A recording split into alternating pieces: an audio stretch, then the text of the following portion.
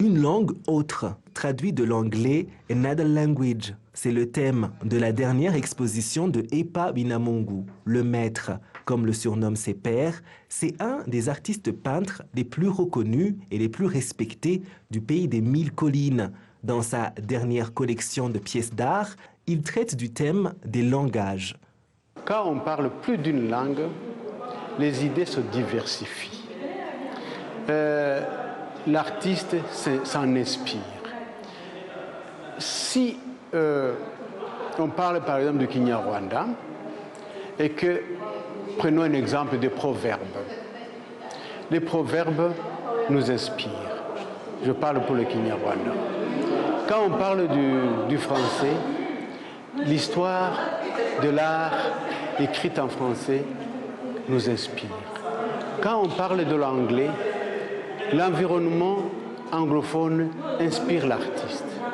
Quand on parle d'autres langues, les swahili et ainsi de suite, ça nous affecte et on a tendance à avoir aussi par-delà beaucoup de diversité dans ce que nous créons. Mais quelle est la langue parlée par l'art rwandais? Transcende-t-il les langues? Il semblerait que chaque domaine ait bien trouvé sa langue de prédilection.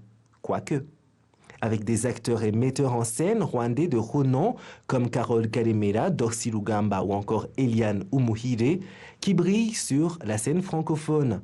Pour l'anglais, on y retrouvera principalement des danseurs contemporains, leur représentation se faisant principalement dans cette langue dite de Shakespeare. Quant à l'humour, il joue sur la carte du métissage en utilisant les 3 langues. Il n'est pas rare d'entendre l'humoriste Atom jouer un stand-up en français, ensuite glisser quelques expressions en Kinyarwanda. Il y va de même pour Hervé Kimeni, Michael Sengazi ou encore Arthur Moussi, qui ne préfère pas s'enfermer dans une seule langue.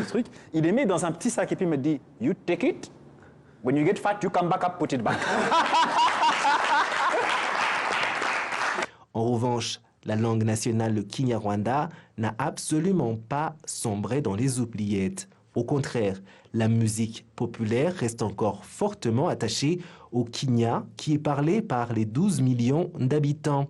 Il n'est cependant pas rare d'y trouver quelques notions de swahili, d'anglais, et même pour certains artistes comme Yvan Boulavan, Charlina Nina ou encore The Ben, quelques mots de français.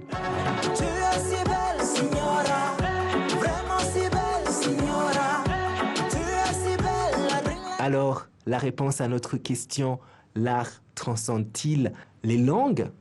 À chacun de se faire sa réponse. L'activiste des droits de la femme et professeure d'université Alice Kalekezi, grande amatrice d'art, a sa petite théorie. L'art ne transcende pas les langues. L'art est une langue. Le talent artistique n'a pas besoin d'être présenté à travers une autre langue. Elle est une langue en soi.